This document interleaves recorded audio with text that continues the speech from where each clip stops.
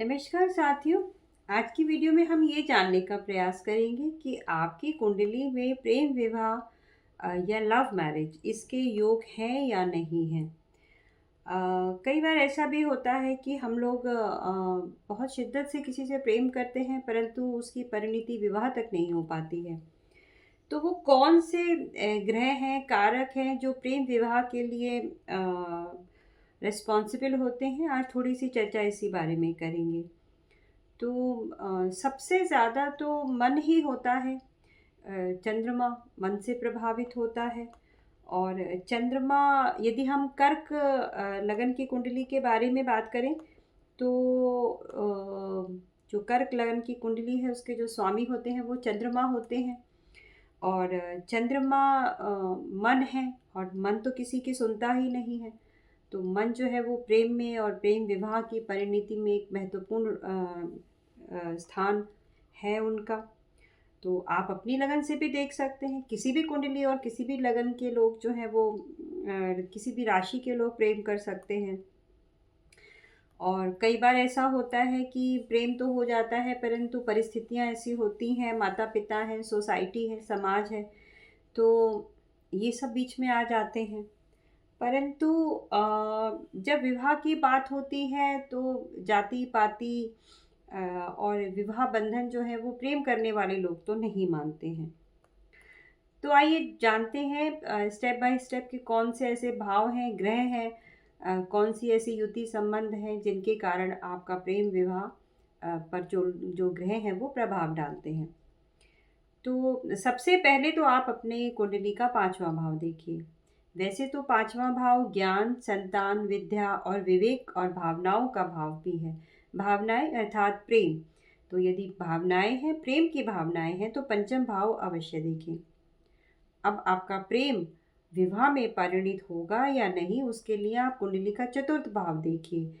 क्योंकि चतुर्थ भाव से घर का भाव है, सुखों का भाव है, माता का विचार करते हैं, मन है, सुखों का भाव है, वो भूमि भवन मकान का है, मित्रों का है, धोखे और छल कपट का भी है। तो फिर ये सब आप चौथे भाव से देखिए। कुंडली के सातवें भाव को देखिए कि कुंडली के सप्तम भाव की स्थिति क्या है। तो जो लोग प्रेम के बाद प्रेम को विवाह में परिणित करना चाहते हैं उनको जो लगन है, चतुर्थ है, पंचम है और सप्तम, ये भाव को देखना चाहिए। इसके बाद शुक्र को देखिए, चंद्रमा को देखिए, क्योंकि शुक्र जो है वो प्रेम का प्रमुख कारक बनता है। शुक्र भोग है, चंद्रमा मन है। तो मन ऐसा है कि कई बार किसी से प्रेम तो कर रहे होते हैं परंतु मन किसी और के साथ भी जुड़ा हुआ है। तो अपनी कुंडली से आप ये भी जान सकते हैं। इसके बाद आप अपने लगन को देखिए, लगन की राशि क्या है।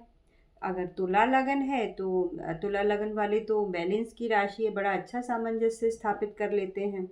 यदि प्रेम करते हैं तो परिस्थितियां भी वो ऐसी बना लेते हैं कि प्रेम को विवाह में परिणित कर सकें।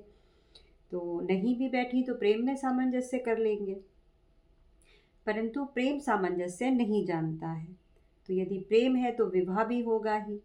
तो कैसे और क्या होगा आइए जानते हैं। तो इन सभी चीज़ों के लिए आप अपनी कुंडली के प्रथम भाव को देखिए, लगन को देखिए, चौथे भाव को देखिए, पांचवें भाव को देखिए और सप्तम भाव को देखिए। शुक्र को भी देखिए और चंद्रमा को भी देखिए। अब देखिए कि शुक्र कहाँ बैठा है, किसके साथ बैठा है। तो शुक्र ग्रह जो है वो बाकी सभी ग्रहों के साथ यदि वो उसकी युति है तो उन सभी ग्रहों का अलग अलग प्रभाव होता है। तो यदि मंगल के साथ बैठा है तो जातक प्रेम में, और यदि सूर्य के साथ बैठा है तो जातक प्रेम में किसी भी दीवार को नहीं मानेगा। परंतु ऐसे जातकों की ऊर्जा बहुत ज़्यादा होती है क्योंकि मंगल और सूर्य दोनों ही ऊर्जा के कारक हैं। तो ऐसे लोगों का मन भटक सकता है, वह एक से ज़्यादा लोगों के साथ प्रेम कर सकते हैं। परंतु ऐसा नहीं है, सभी लोगों के लिए ये बात नहीं है। अगर किसी का चंद्रमा मजबूत है, सूर्य मजबूत है, तो फिर उनका आत्मविश्वास ऐसा होगा कि वो एक के साथ ही जुड़े रह सकते हैं। पंचम का स्वामी चतुर्थ में गया हो, छठे, अष्टम या फिर 12वें भाव में गया हो, तो फिर इस अवस्था में विवाह में और प्रेम में धोखा, और प्रेम जो है उसकी विवाह तक परिणति मुश्किल से हो, ऐसा संभव हो सकता है। और प्रेम भाव अर्थात पांचवें भाव का स्वामी यदि शत्रु राशि में गया हो, शत्रु ग्रही हो, उसके अंश बल से कमजोर हो, तो प्रेम में धोखा भी संभव है। और वही यदि प्रेम भाव यानी पंचम भाव पर पाप ग्रहों की दृष्टि है, राहु, शनि, सूर्य और केतु, तो प्रेम के भाव में सेपरेशन भी संभव है। सूर्य भी यही काम करते हैं, दृष्टि डालकर वो विच्छेद करने का काम करते हैं। इतना तेज उत्पन्न कर देते हैं कि प्रेम को तोड़ने का काम भी वही कर लेते हैं। इसके बाद आप अपने लगन को देखिए और लग्नेश को देखिए। यदि आपकी पंचम भाव का स्वामी आपके लगन में जाकर बैठा हो तो आप अपने प्रेम को ही अपना मिशन बना लेंगे। जो ठान लिया वही करेंगे कि अब तो प्रेम कर लिया है, अब तो प्रेम करके ही, अब तो विवाह करके ही मानेंगे। पंचम भाव का स्वामी यदि सप्तम भाव में गया हो और वह शुभ ग्रह हो और शुभ ग्रहों के साथ उसकी दृष्ट हो, शुभ ग्रहों के साथ उसकी युति हो, तो वह अपने प्रेम को विवाह में परिणित कर लेगा। और पंचमेश यदि भाग्य में हो तो विवाह जो है प्रेम विवाह तो होगा, क्योंकि प्रेम जो है वो भाग्य भाव में आकर बैठ गया है। तो पंचमेश यदि नवम भाव में है तो भाग्य का साथ मिलेगा और फिर आपका प्रेम विवाह अवश्य होगा, क्योंकि पंचम का नवम के साथ संबंध बहुत अच्छा माना गया है, बशर्ते कि वो जो अशुभ ग्रह हैं, जो क्रूर ग्रह हैं, उनके साथ उनका कोई संबंध ना बन रहा हो, दृष्टि संबंध ना हो, वो बहुत ज़रूरी है। तो ऐसा भी होता है कभी कभी कि कुछ लोग एक ही समय में कई लोगों से प्रेम कर बैठते हैं, तो उस समय में सूर्य, मंगल और शुक्र को अवश्य देख लेना चाहिए।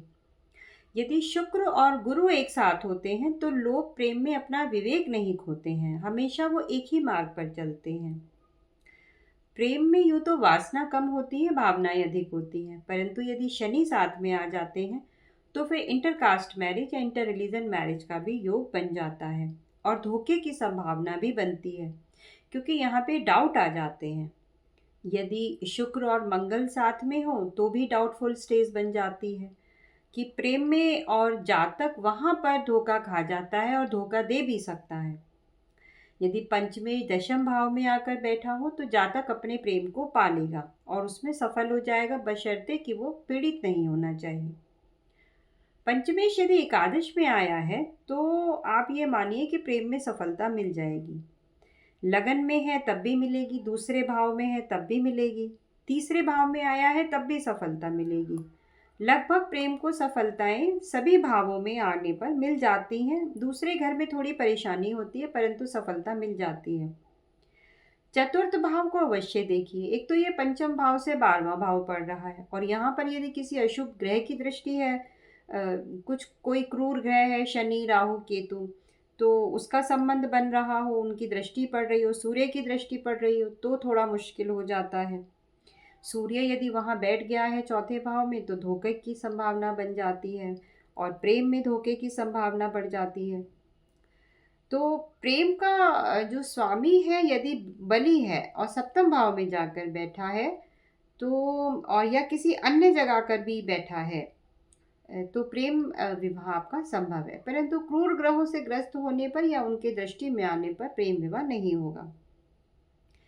इंटर रिलीजन मैरिज के लिए भी आपको पाप ग्रहों को ही देखना पड़ेगा, क्योंकि अंतर रिलीजन मैरिज होती है तो समाज भी विरोध करता है, माता पिता का भी विरोध होता है, इस कारण प्रेम में सफलता नहीं मिलती है। तो प्रेम विवाह के लिए तो मैंने आपको बताया। अब जानते हैं दिशाओं का कैसे पता लगाते हैं। तो प्रेम विवाह के मामले में सप्तम भाव से विवाह की दिशा को जान सकते हैं। 3 या 4 दिशाएं बन जाती हैं और जन्म कुंडली के सप्तम भाव में राहु शनि की दृष्टि पड़ने से प्रेम विवाह अंतरराष्ट्रीय अंतर जातीय विवाह यानी इंटर रिलीजन मैरिज भी बनने के योग बन जाते हैं। यदि सप्तम भाव पर शुभ ग्रहों की दृष्टि हो, चंद्रमा पीड़ित ना हो और ऐसे ग्रह जो शुभ हैं वो सप्तम भाव को देख रहे हैं, शुक्र के साथ संबंध बना रहे हैं, तो ऐसे प्रेम विवाह में सफलता मिल जाती है। पंचम भाव में यदि पाप ग्रह आ जाएं, सूर्य, शनि, राहु और केतु आ जाएं, मंगल आ जाएं, तो कई बार प्रेम विवाह ना हो ऐसा संभव है, धोखा भी हो सकता है। लगन चौथा पंचम सप्तम को देख लें और यदि ये अच्छी स्थिति में है तो प्रेम विवाह में आपको सफलता मिलने के चांसेस बन जाते हैं। किस भाव को हमने छोड़ा है? छठे, 8वें और 12वें भाव को, और चौथे भाव को भी छोड़ दिया जाए, क्योंकि पंचवें से ये 12वां भाव बन जाता है, चौथा भाव। छठे, 8वें और 12वें भाव में जाने पर परेशानियां बढ़ सकती हैं। प्रेम विवाह हो तो उसमें भी परेशानी, और ना हो तो उसकी संभावनाएं अधिक बन रही हैं। यदि मंगल के साथ शुक्र है तो प्रेम विवाह की संभावनाएं बढ़ जाती हैं, परंतु भ्रम की स्थिति बनी रहती है और शादी के बाद अलग होने की भी संभावनाएं बन जाती हैं। महागौरी देवी की उपासना करें और उनका व्रत करें, उन तो आपको प्रेम में सफलता प्राप्त होगी। गणेश की उपासना करने से भी प्रेम विवाह में आए हुए विघ्नों को दूर करने में सफलता मिलती है। तो ये एक छोटी सी वीडियो थी जिसमें मैंने आपको बताया कि प्रेम विवाह में प्रेम जो है वो विवाह में कैसे परिणमित हो सकता है आपकी कुंडली के अनुसार। आशा करती हूँ आपको ये वीडियो अच्छी लगी होगी। आपका दिन शुभ रहे। नमस्कार।